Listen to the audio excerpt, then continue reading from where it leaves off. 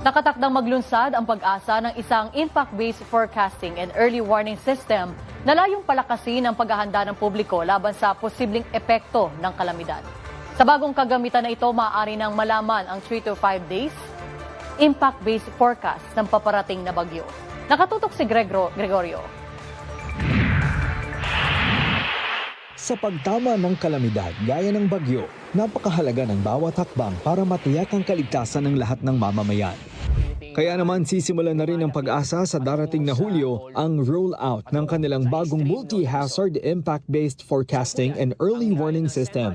Maliban sa kadalasang 24-hour weather forecast, tropical cyclone bulletins at iba pang mga babala, magkakaroon na rin ng nationwide rollout ng 3 to 5 days impact-based forecast kung may banta ng malakas at mapaminsalang hangin dulot ng isang paparating na bagyo.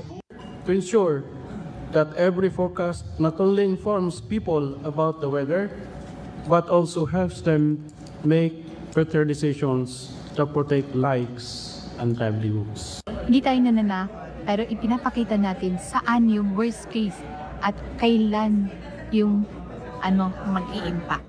Bukod sa signal number 1 hanggang signal number 5 kung may bagyo, magkakaroon naman ng 4 na kategorya sa ilalim ng IBF for severe winds.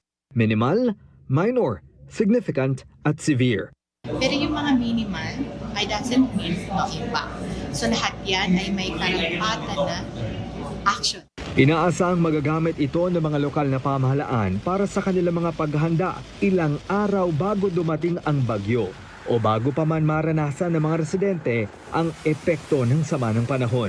Para may sapat na oras, paghahanda, para pag yung nandun na yung effect, yung nandun na yung bagyo, ay nag-landfall na, ay as much as possible, nasa bahay o nasa evacuation center na sila.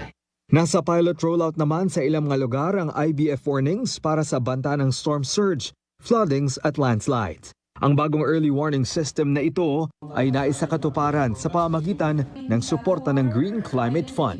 Greg Gregorio, IBC News.